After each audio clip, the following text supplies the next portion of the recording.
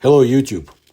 Lake Ladoga is the largest lake in Europe with a surface area of 18,000 kilometers, a width of 120 kilometers, and a length of more than 220 kilometers. There are 600 islands with an area of more than a hectare, an innumerable number of smaller islands, and the maximum depth reaches 230 meters. More than 30 rivers flow into Ladoga, and only one flows out, the Neva River. Ladoga is by its nature more of a sea than a lake, and that's why the locals have called it, since time immemorial, the Ladoga Sea. Lake Ladoga was first mentioned in the 12th century under the name of Great Lake Nebo, and since the 7th century, the famous path from the Varangians to the Greeks was laid along Ladoga, which flourished for hundreds of years. In the ancient Scandinavian sagas, Lake Ladoga is referred to as Aldoga, and the Karelians called it Alod, and only in the 13th century the name Ladoga appeared. When and how was Lake Ladoga formed? The Ladoga Basin has a glacial tectonic origin and began to form 300 million years ago in the Paleozoic era.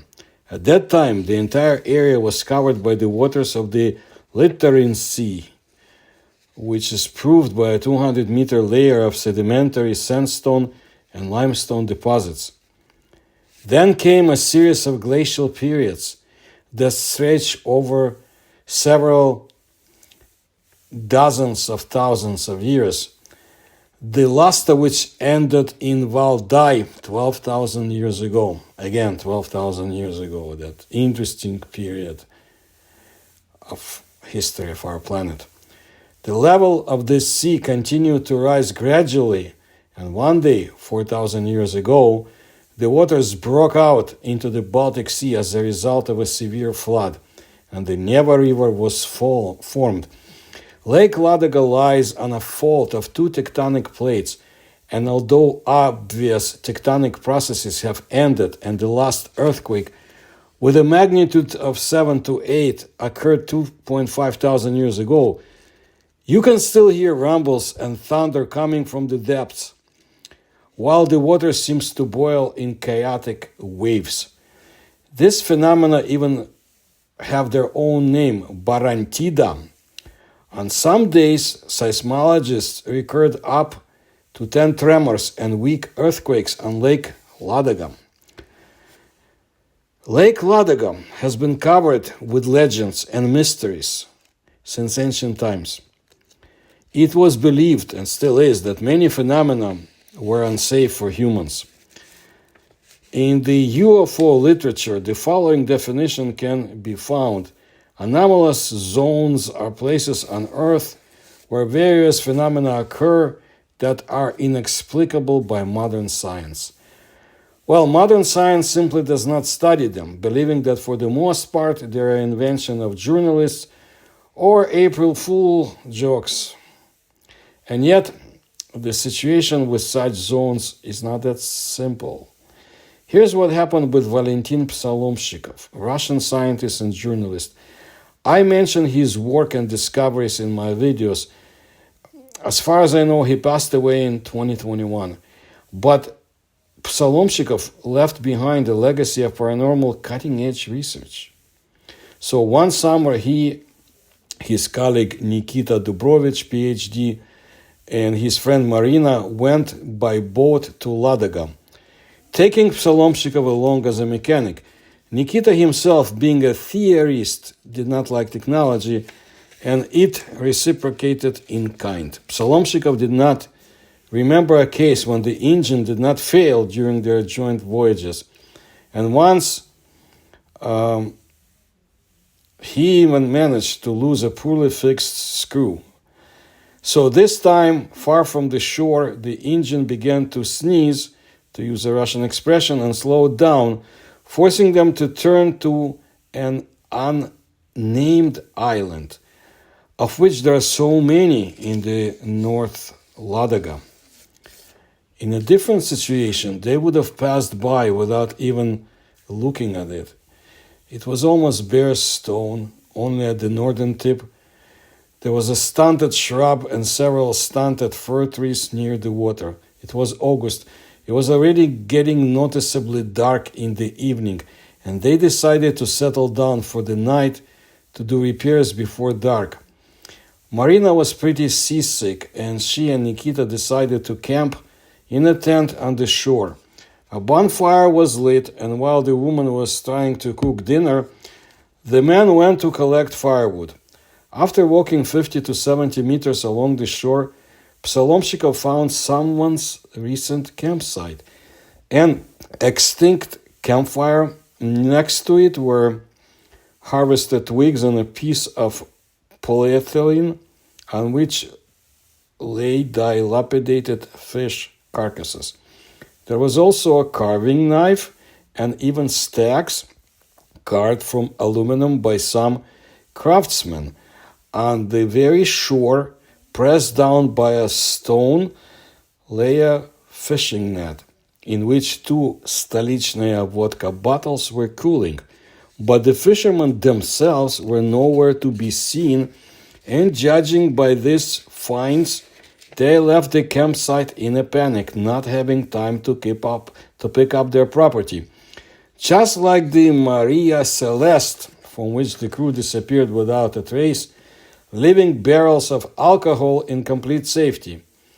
After taking the unattended firewood and leaving everything as it is, Psalomshikov returned to the campfire and going to Nikita, he didn't want to scare Marina, told about his strange find. But Nikita did not get into this, explaining simply the fishermen were running away from the fish supervision inspector, anti-poaching. Somehow, it's not the Russian way. To hell with it with the fish. But they had to come back for vodka. After dinner, Nikita and Psalomshikov had a little drink from their own alcohol reserves, after which they set up a tent and turned on the receiver, but the equipment refused to work. There was a continuous crackling and howling on all frequencies. While they were fiddling with the receiver, Marina had a headache, and Nikita too. Psalomshikov sympathized with them because he had never experienced headaches, and once again ran to the boat to get a first aid kit. He threw that kit to his friends ashore and began to settle down for the night too. It was after 10 and it was already quite dark, but it was not possible to fall asleep. The sound of train wheels was clearly heard in the cabin, accompanied by a characteristic hissing sound, after which is made by a steam locomotive pulling a train. It was the steam train. Psalomshikov still managed to catch them while they were in service and even ride them.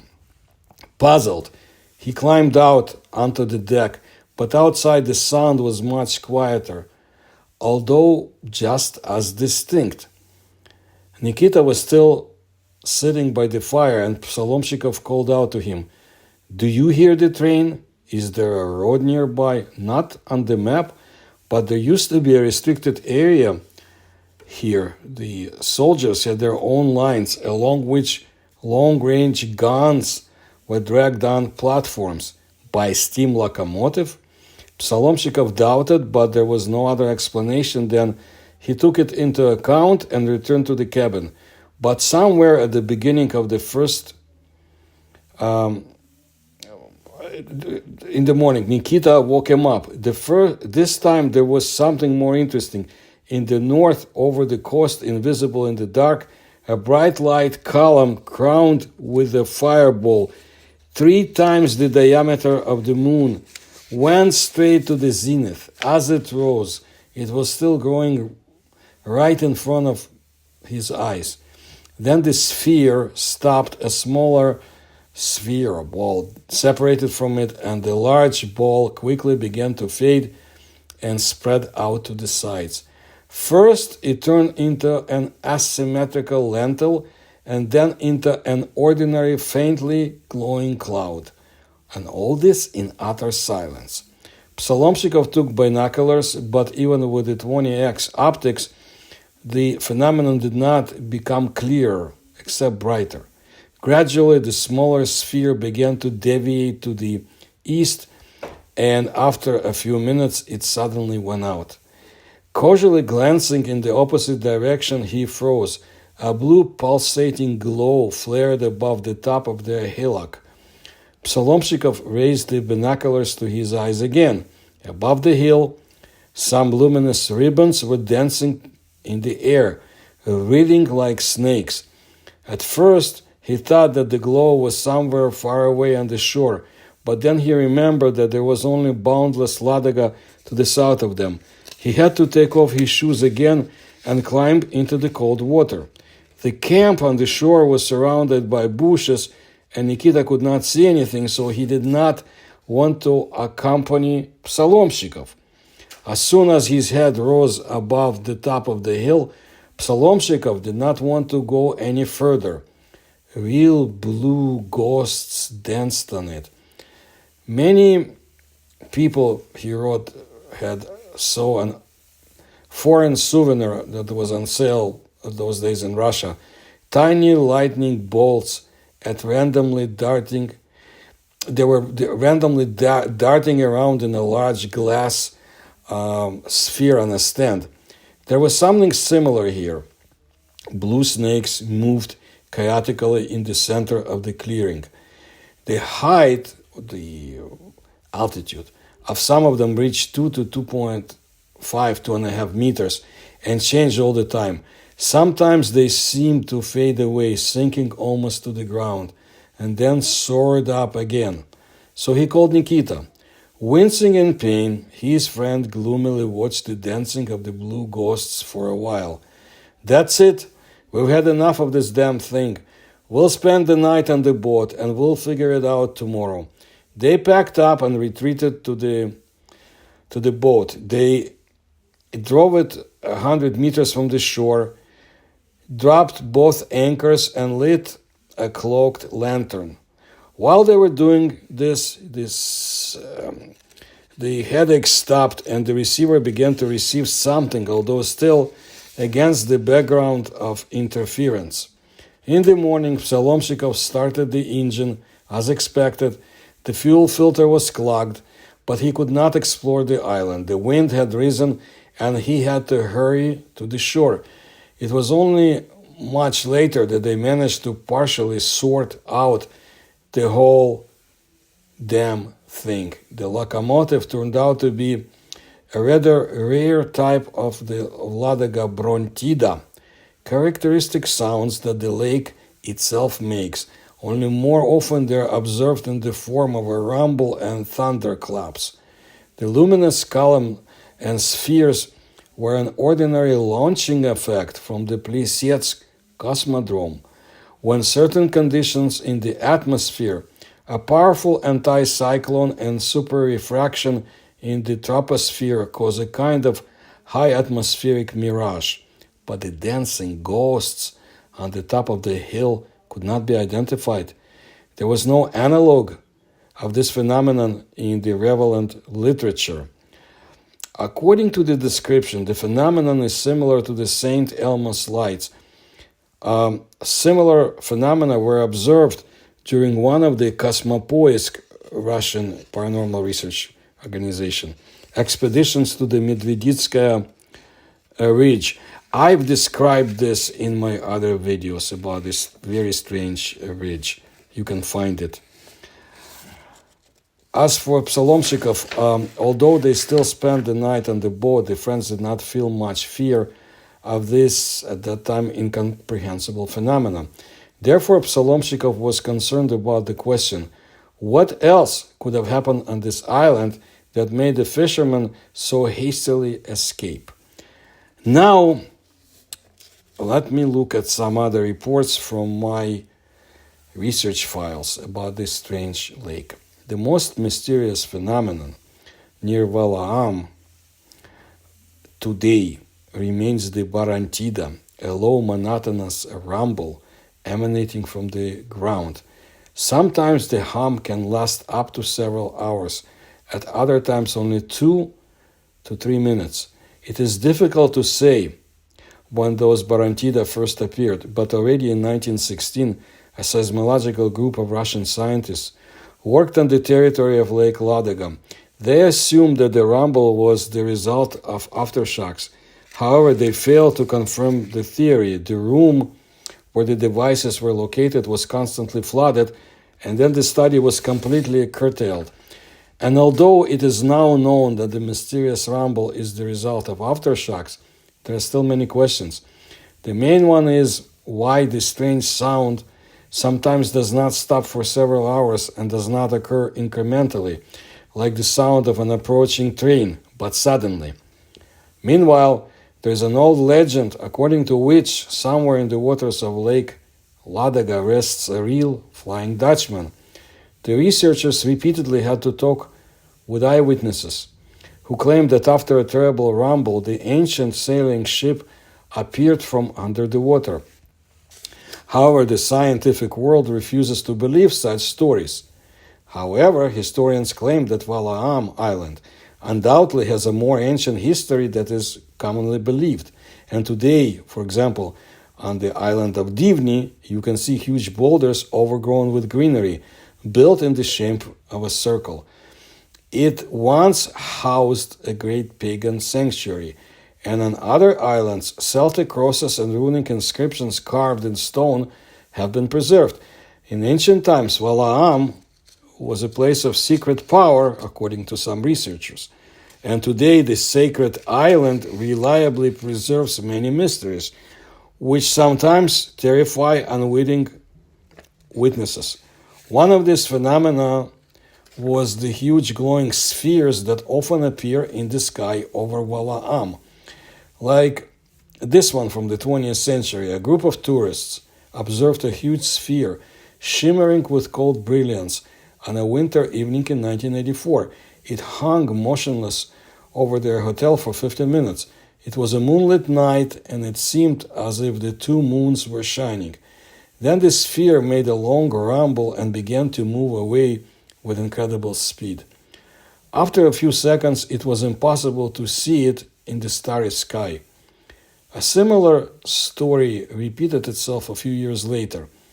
3 guests who were on the territory of the Zolty Skeet witnessed the inexplicable phenomenon. 2 huge spheres hanging at altitude of about 2 meters in the air joined into one, flashed and quickly disappeared into the darkness. Skeptics have long mistaken such messages for practical jokes. However, the incident that happened to A. Novopolsky, an employee of the Karelian branch of the Academy of Sciences of the Russian Federation, forced many to reconsider their position. I believe it took place in 2007. He later said, "First I saw a shooting star, which of course I took for a meteorite. However, this meteorite did not fall but stopped and began to move towards me, rapidly increasing in size. After a few seconds, I could clearly make out an object resembling an airship. It had an octagonal shape, was elongated, and was brightly illuminated from all sides by lights. It seemed to me that it was at least 200 meters long. Approaching me, the airship froze at first, but then released a bright, glowing white sphere towards the forest and moved on, gradually accelerating. And the sphere, hiding behind the trees, illuminated everything that was happening with a light like a glow. An equally curious phenomenon was observed in winter in the early 1990s. In the morning, about 7 in the morning, leaving home for work, a local woman and her husband saw on the eastern side of the sky a fairly large glowing orange sphere with some kind of elongated object of indeterminate shape. Very black, but for some reason visible against the sky. This round object was moving slowly, almost horizontally to the ground, from east to north.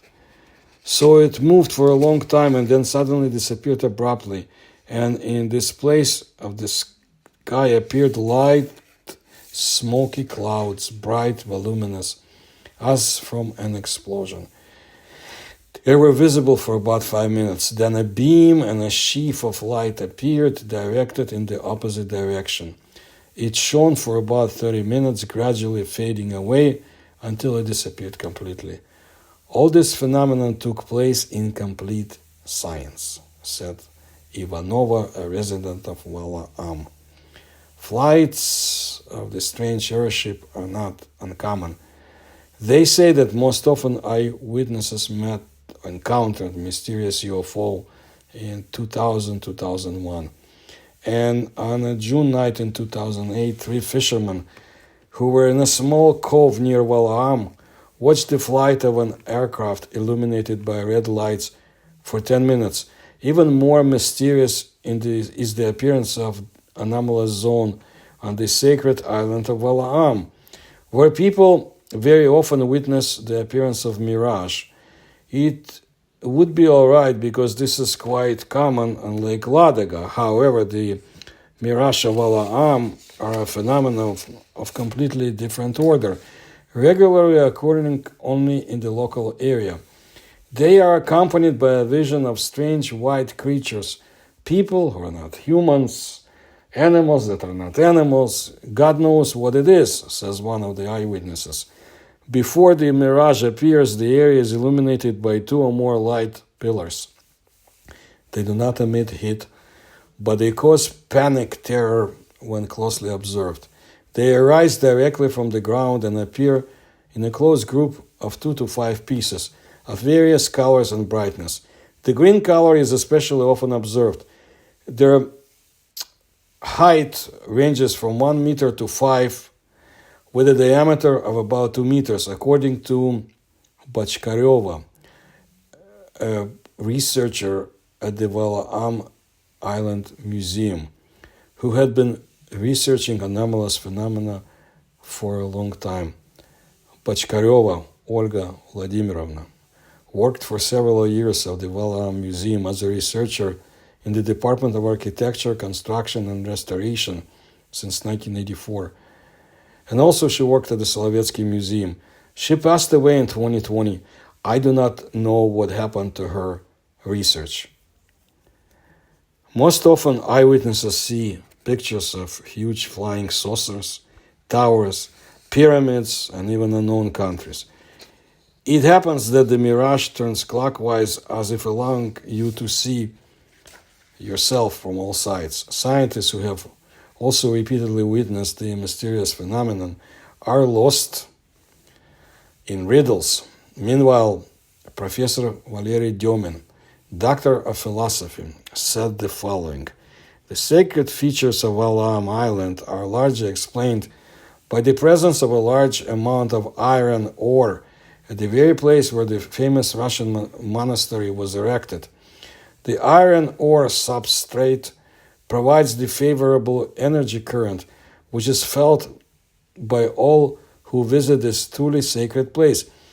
There is no doubt that it has always been so, and long before the first Christian monks came here, from time immemorial and perhaps for thousands of years, the island of Wala-Am, thanks to its geocosmic features, attracted people here regardless of what religion they professed, said Demin. It is those favorable vibes that create strange, inexplicable phenomena.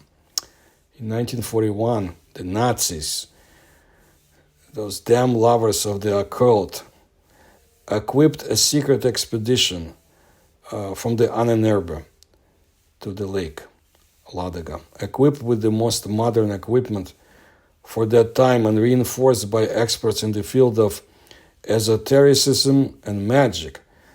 Well, no traces of the expedition were found either then or after the war. They just disappeared. Little information is available in open sources. Underwater archaeologists call Lake Ladoga a graveyard of ships. Hundreds of ships perished in its waters. Where did the legend of the untold treasures at the bottom of Ladoga come from? Why is the body of water considered dangerous by sailors? Not only are mystical phenomena dangerous, but the lake is currently dangerous for divers searching for military artifacts.